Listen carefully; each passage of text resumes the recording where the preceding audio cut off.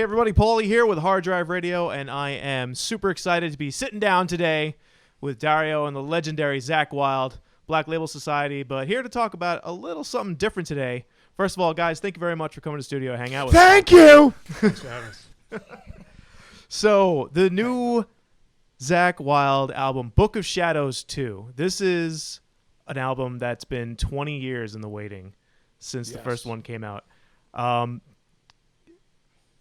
How long, I mean, fans have been asking, is there ever going to be a Book of Shadows 2? When's it coming? How long do you think it's going to take? All 8 people that asked when there will be another Book of Shadows 2. Back in the day, I just figured, people said, well, why 20 years? And the whole thing is, Chinese Democracy took 15 years to make.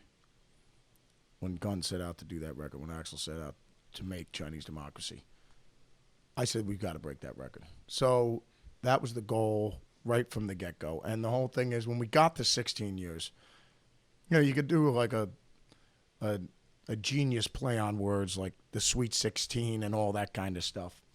And but I figured, let's just go another 4 years. Hell, with this, we've come this far. So 4 years more, you get to 20. It's a bolder number, a stronger number. So the whole thing is, we get to 20. And we just pad up the numbers. Like, if I was an NFL running back, my career is basically over, but I'm just going to keep padding the numbers up with no chance of winning a Super Bowl. But this way, at least I got the record. So the whole thing is, we padded it up to 20 years.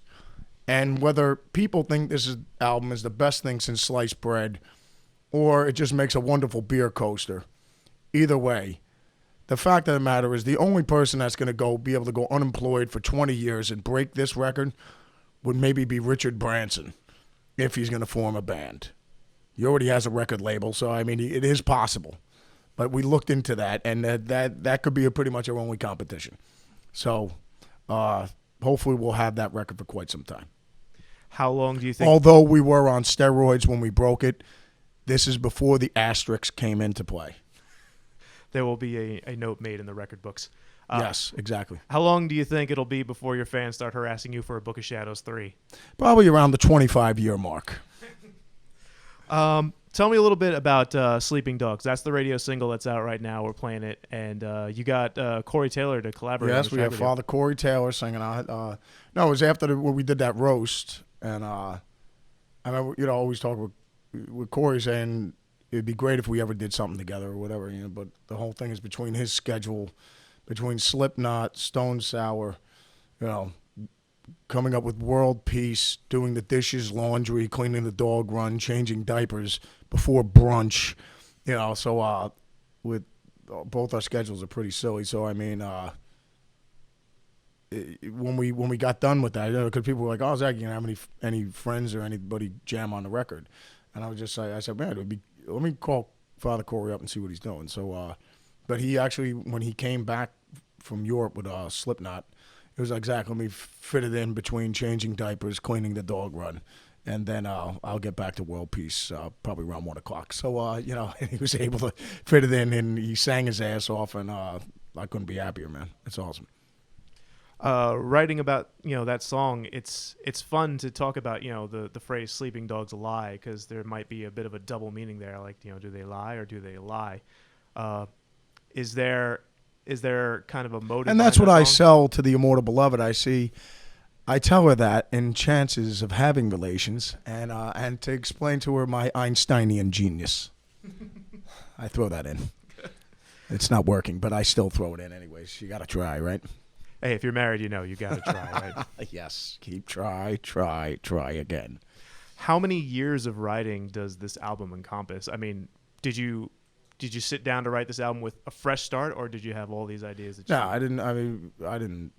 It's just pretty much like every other record. Once you get done doing a record, you kind of want to get away from it for a little bit. You know what I mean? It's just like after you wrote, if I was your publisher and you just wrote Jaws, I'm like, you got another book in you? You're like, I don't feel like reading books for any time for a little while. So, until you come up with another idea and you're like, I got this idea called The Exorcist. I'm gonna start working on that. So, just kind of like recharging the batteries. Because I think it's one implosion of creativity. And then you get done writing and the lyrics and everything like that. So and then mixing and everything like that. And once it's done, you get away from it and then you get recharge the batteries and get ready to start writing again. But no, pretty much like all the records, I'll just ask Immortal Beloved. I'm like, how much time do I have before the fellas get out here to the Black Vatican? So she's like, well, they'll be out in about 3 weeks. I go, all right, well, I got 3 weeks to write a record. So you get to work. Did you really write this in 3 weeks? Yeah, probably less. You know what I mean? No, but the whole thing is you just put it this way. The way I always look at it, we're digging for dinosaur bones, and we got a 3-mile radius. We know they're out here. We'll dig over here today, and if we don't find anything, we'll just leave, go out and get some chow, and then tomorrow we wake up, have some Valhalla Java, and then we start again. And if we don't find anything, no big deal. We know they're out here. It's just a matter of you just got to keep digging. So it's not even a matter of getting frustrated if you don't get anything. In a couple of days you might get some. So and then also, oh yeah, we found a leg over here. You know what I mean? So that's the metaphor I use for it. You just keep plowing away. You get inspired by something you hear or something you like, and then you just start writing. At what point was DARIO kind of recruited into your dig? When Father DARIO joined the band, well, no, DARIO came in, like you said. He does it all. He can shred on the fiddle like it's nobody's business. He can sing his ass off. He plays the piano, does keys, he does dishes, he does laundry, and he'll do your income taxes, and he'll get your money back. Yeah, it's just an incredible asset. But no, we paid to buy him out of his contract with Lizzie Borden. At that time, he was a free agent, and me and Jay Deezus, who's the general manager, Black Label, he said, DARIO, this kid's available. So we signed him for a 6-year contract for $252 million. So and it's already paying off. The album, with this album right here, as soon as we did Catacombs of the Black Vatican, when we signed DARIO, that album went to number 5, and now with Book of Shadows 2, with our almighty Black Label family, and the assistance of the addition of Father DARIO to the team, we had a number 6 record. So it's the $252 million is all worth it. DARIO buy a sweet Lambo with that signing bonus? Yes, definitely. So for the tour for Book of Shadows, do you find it's all Black Label Society fans, or do you see maybe like a broader audience coming to shows? It's a different. I mean, even with Black Label, we always do the mellow stuff anyway. There's always mellow stuff on the record. I mean, even with the Boss, when we're doing Mama, I'm Coming Home and Road to Nowhere and Time After Time, stuff like that. So, see on the other side, there's always been mellow stuff in there as well, As I always say, as much as we love listening to Zeppelin doing Black Dog, I love it when they do Going to California. So, no, it's just, no, it's definitely, because there are a lot of people that are just like, I like it when you do the mellow stuff. I mean, there's always mellow stuff on the Black Label albums, but I mean, for the Book of Shadows 2 thing, it's pretty much what it means to me. It's like a road trip record. It's just mellow from the beginning to the end. So if you just want to chill out, you just put that on and just listen to that one. Or if you want to grope yourself, silly, and maybe fist your prostate and make sure you're regular. So that's what I prefer to do. I play it several times. You guys are hitting the road. In August, you're making a stop in Arizona, and you're playing with Guns N' Roses. Yeah, it's gonna be awesome, man. I mean, so we're all looking forward to that. We did some shows with Guns, with Axl, and he had DJ and all the fellas. So we're all buddies with them, and I'm buddies with all the guys since when I first joined Oz. Back in '88 when the album was exploding with Appetite. So, no, it's gonna be great. I think it's great for the whole rock and roll community that they're back together.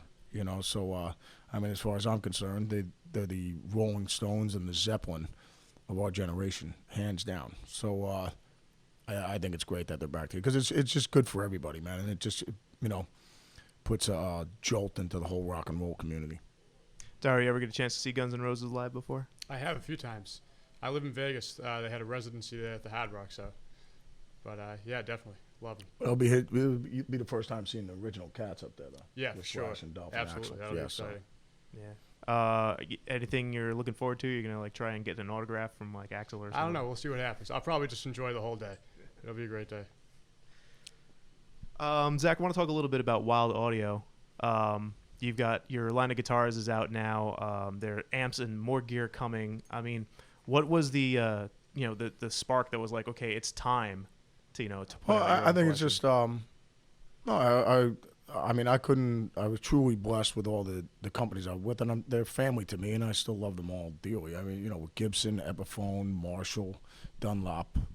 So like I said, they're family to me. So, but the thing is, it's like if Derek Jeter was playing, played with the Yanks, then he managed them, then he was GM, then vice president of operations. The only next logical step for Derek is to be a team owner. So now it's basically he owns the Milwaukee Brewers or whatever, the Cincinnati Reds, and now he's a team owner. Now he's involved with everything.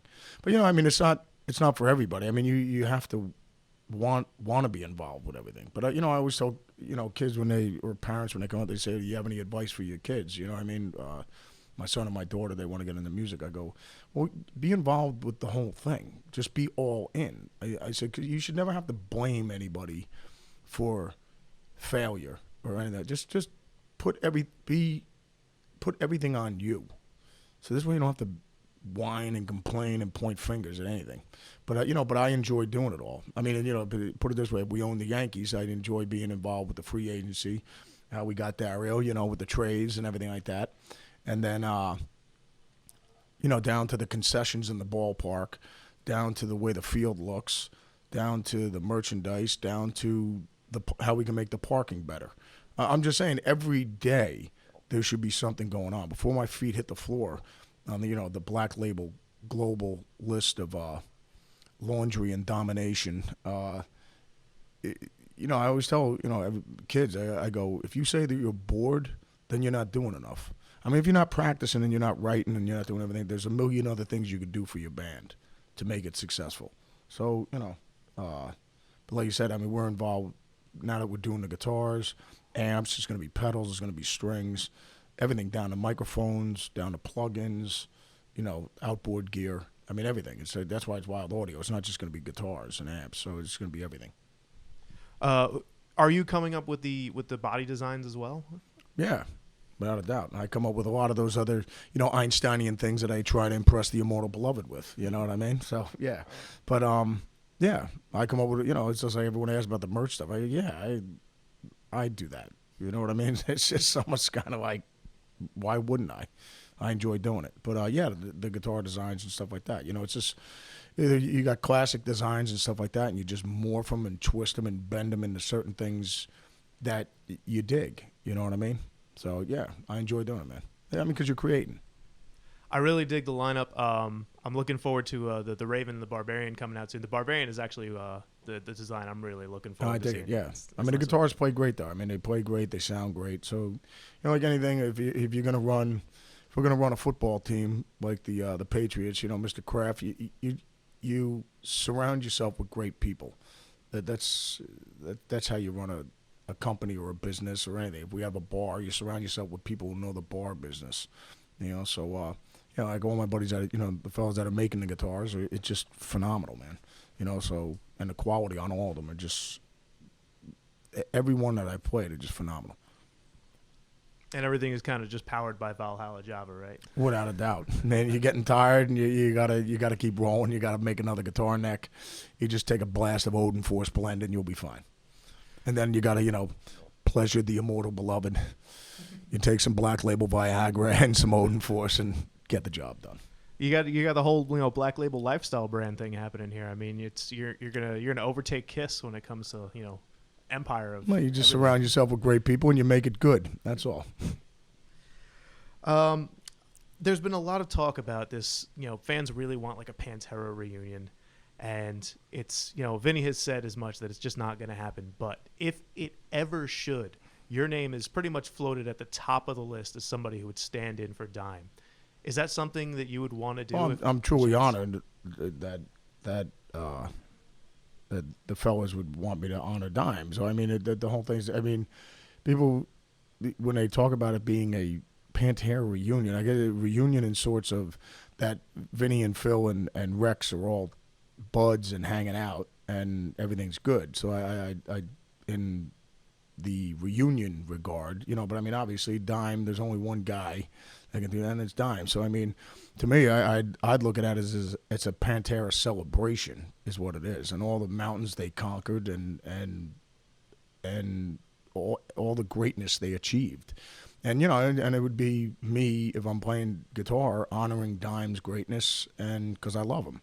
So, I mean, that to me, that's what it is. To me, the way I look at it is if Mitch Mitchell and Noel Redding asked Eric Clapton if he would play and sing Jimmy's stuff. And, and Jimmy was, Eric and Jimmy were buddies. So, of course Eric would do it. You know what I mean? Because what you're doing is celebrating Jimmy's life and Jimmy's greatness. So to me, it's a Pantera celebration and a Saint Dime celebration of his awesomeness. So I mean, that's the way I always look at it. I mean, I do it every night when I was touring with the Boss. We celebrate St. Rhodes every night. You know what I mean? We celebrate Randy's greatness and what he created. So that's the way I look at it. Speaking of the Boss, we got Ozfest meets Knotfest coming up in the fall. You guys are playing that too, I think, right? Black Label. Yes, we are. I mean, I would say what you're looking forward to most for that festival. Well, I mean, it's just, it's great. Once again, it's great for the whole rock community, because you got all the bands together and everything like that. So, and it's a festival for people who love rock music. You know what I mean? Guitar-driven music. So I think it's great. But, because the Ozfest was there for years and then now it's gone. So the fact that, Corey and the fellas are doing, the Knotfest, which is great because we did that the one year, which is awesome. So, it just brings everybody together, man. So, and having the two festivals there, it's win-win.